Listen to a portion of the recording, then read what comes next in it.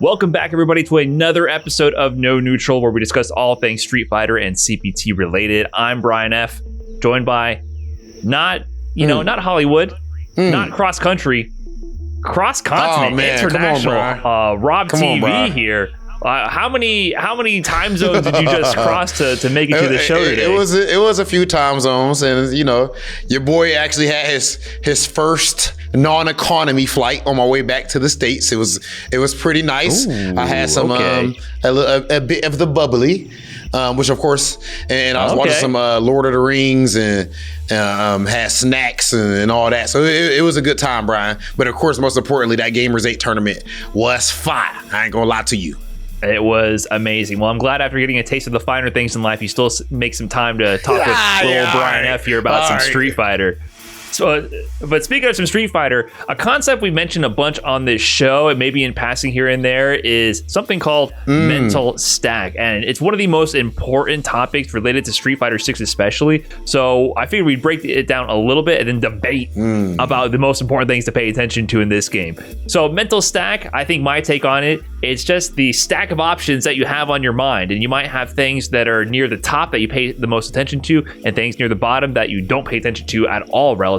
Because, believe it or not, even the pro players are not inhuman computing machines who can react to everything all at once. You're only actually able to react to things that you are predicting, and you can not be able to react to, a damn truck heading your way across the block if you're distracted enough focusing on something else, right? So what you're paying attention to really heavily influences your reactions, and that's why when you see someone who's able to whiff punish a poke really effectively, able to anti-air a clutch jump in or react to that DI, it's because they chose in that moment to prioritize a few things that included that option at that moment, and they were able to react to it in time. So if you're wondering why you can't anti-air, it's not because you have bad reactions, it's because you're too distracted by the million of other things that your opponent may be doing, especially if they're playing like a madman and jumping and throwing things at you left and right.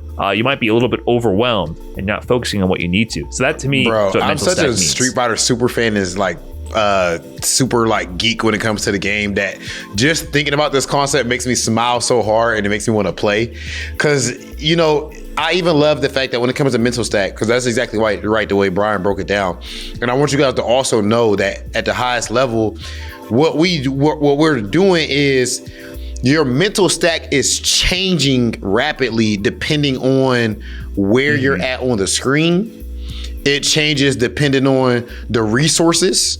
You might be looking for that, but now he has no meter. Okay, well, now I don't need to think about that anymore. You understand? So that's pretty much how mental stack goes, and it depends on who you're playing against as well. So my mental stack, I'm gonna tailor it, like of course the character matchup, but also the player matchup. Maybe I know this player he jumps more than the average player. So a jump is higher in my mental stack than it would be against another player who's the same character and does not jump at all. Like if I'm playing against Punk, for example, right? Especially with the Cammy matchup, right? That's true. Like, depending on the type of Cammy player you're going up against, you might use previous information about their playstyle, because Cammy has great jump approaches, has a great dive kick, right? So that's going to be on your mind more heavily than other characters. But some players don't prioritize that option. So they might sneak it in here and there, which actually makes it more effective when they finally use it, because they lull you to a false sense of security that you don't have to pay attention to something, then bring it out last second. So in Street Fighter 6, some people call it mental stack the game. Those people are correct. It's not like 5. I think 5 was a lot slower paced in some ways, and I know this game is going to slow down over time but I think it will forever be faster than 5 unless they completely change the mechanics of the game. Or unless humans develop like a second brain to operate more threads at once to be able to react to everything. It's just a lot going on, right? The drive rush, drive impact, and then the regular old Street Fighter regular footsies, regular dash, jump ins, and then certain special moves like Ken Dragon Lash, for example, or good projectiles, like the regular old Street Fighter moves that are unique to each character that can approach you and surprise you out of nowhere. So I mean, I think those two mechanics alone, drive rush and neutral, and then DI, adds so much to this. And I think, of course, the biggest one is drive rush and neutral. Drive rush and neutral is crazy. Dealing with drive rush and neutral, to be able to deal with it, you have to focus on not only the fact that they might use it, but it also depends on the ranges that they're going to approach with. And then there's also a mind game with when they're going to press the button and which button. So calculating all that while playing neutral requires so much attention, because you have to change your timing and your choice to counter it in order to check them, or even calculate if it's even worth attempting to check it in a lot of situations. Yeah, so the whole point is like to give you a regular physical boxing example, and then give you an in-game example. I think this would be the easiest way for new players to understand mental stack. In boxing, you're going up against, I'm not going to do that to y'all, somebody's going up against Deontay Wilder, right? Now, he's like the strongest puncher of all time. So he is known for this straight right hand. Just like it's an anime or something like that, right? So now you spend all training camp and you so worried about that straight right hand. But what does that mean? You are out of your way. You got this hand, you have this hand, your left hand up against it, trying to make sure you don't get knocked out. I'm already asleep. Out already. See how I go? I'm already gone. But now all of a sudden, you're so focused on that. What if he throws that left jab now, or that he throws you something to the body, or XYZ? That is what mental stack is. You focus so hard on a certain option. So strategy is being able to, and being great with mental stack is being able to, you have the physical, to some people like Punk, you have great physical reactions as well. That's better than average. So you can not be looking for something and you might still have the reflexes. Like you see Floyd Mayweather just, whoa, but then there's also the reading and the strategy part. So I'll give you an in-game example. You already brought up Ken. He is probably the best in the game at this. Ken in neutral, if he does Dragon Lash, as we saw Kakadu do at Gamers 8, you could perfect parry, you could drive impact on reaction, either one of those. But you got to be looking for it. It's too fast for you to not look for Dragon Lash and then just react perfectly like that with a drive impact and get a maximum punish. But now you looking for that Dragon Lash, but when you were looking for Dragon Lash, he still might be able to, he might drive rush, which is fast too. So now you got two options. Now that doesn't include he might jump at you. You need to anti-air him. That's three things you have to look out for. And then let's say you have a super cocked or something like that. Like your super is cocked and ready to go, and you want to you're buffering your super to try to punish his fireball whenever he does it. That's four options that you're looking for right there. So a part of being a super high level Street Fighter player is being able to say, it's not being able to say, oh, I'm so good, I'm gonna react to 5 things or 10 things at once. No, it's being able to say, this guy right now is only gonna do this, this, or this. Right, because in the middle of all that, what he does is he just walks up and throws you. Yeah, you're looking for 5 things, and then he pulls a Daigo, which Daigo did it just this past weekend. Classic full screen. That was Daigo. I'm just gonna walk up versus Zing, throw DJ. You. Right, exactly. So that happens all the time. Once they realize you're looking 5 different ways, your eyes are more than cross-eyed at that point. Just walk up and throw. The slowest option, but you're so ready for something else that you're not prepared to look for it. And one interesting thing I think about this, though, this is where I'm kicking into the higher level right now, Rob. I want to ask you about this. We saw Kakadu demonstrate at Gamers 8 how powerful parry can be. I think you talked about strategy. We had a little bit of a disagreement about strategy regarding that. However, I'll give you some credit. I think there is a strategy behind why he got more perfect parries in that set than we've seen in the past 2 months of Street Fighter 6 as a whole. And I think perfect parry and parry in general is a great way to react to more things and lighten your mental stack load because you can do it late. So you mentioned the Dragon Lash example. There's certain moves in this game where if I'm dialed in focusing on that, I say I'm going to react with DI because I want to get the big punish and really punish that option. If I see Ken about to, and then he kind of leans back a little bit and flies at you with that kick, I'm like, there we go, DI. Finally, I paid attention to it. But Ken, there's too much going on, like you mentioned before. But parry, perfect parry, you can do way later. If you're late on a DI on Dragon Lash, they'll recover and counter DI you and kill you for that, right? But parry, it has to happen within 2 frames of the move actually connecting with you, which means you actually have more time to react than with DI.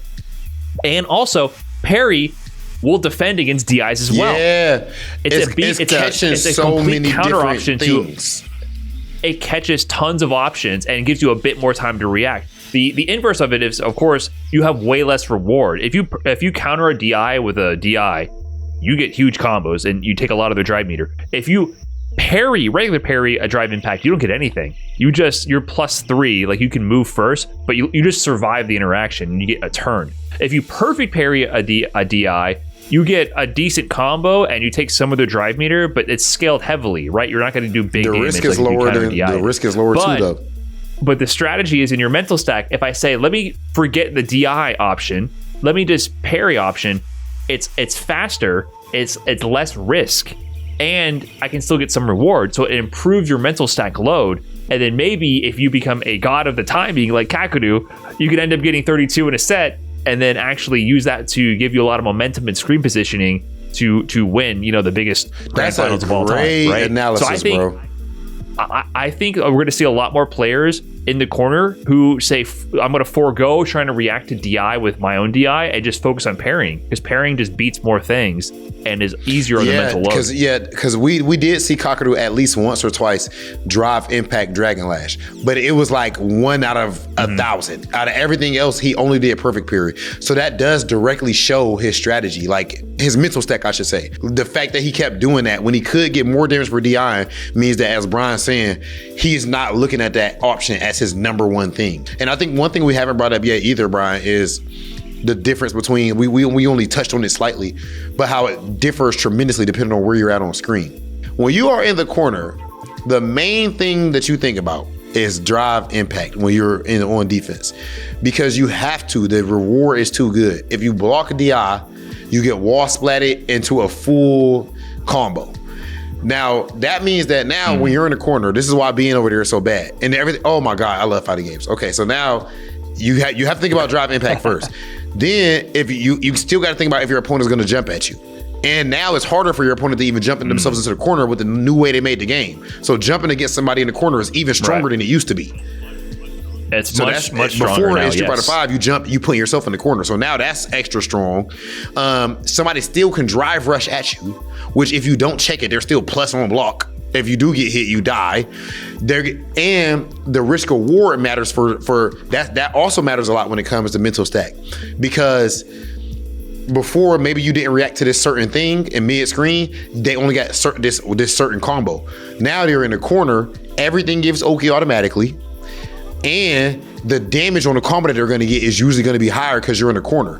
So everything changes tremendously just because you're over there. And what that all circles back to, outside of mental stack, is why the neutral game is so important. Because you can't be there. Don't be there.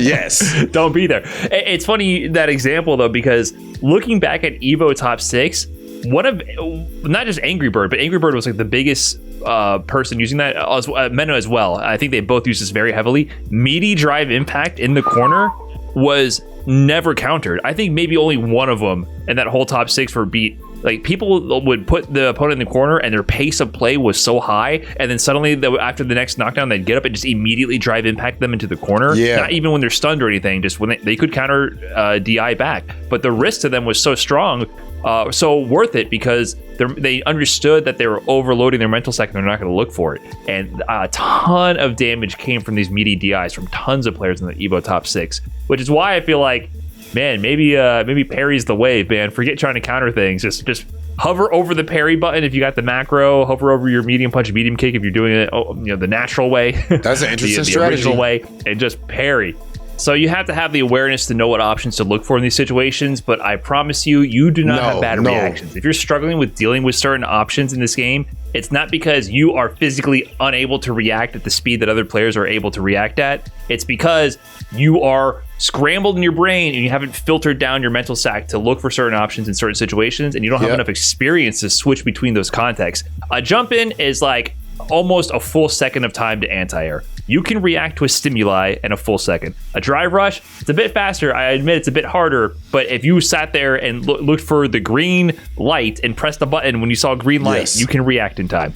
But the question is, are you looking for it right now? I'll tell you what I'm looking for right now, Brian. I'm looking to see who is going to qualify for Capcom Cup out of Central America West. All these high-level concepts that we're talking about, now that you have it in your mind, now that we just primed you, I want you to watch this high-level play, and you're going to see these exact concepts play out. I'm telling you, even as a viewer, you're going to enjoy it more, and you're going to get better as a player yourself. When he's in the corner, is he thinking about drive impact? If he didn't react, what else was he looking for right there? Things of that nature. You are about to watch some high-level Street Fighter 6, and we're going to see who is going to punch their ticket into Capcom Cup. Over $2 million on the line. Imagine.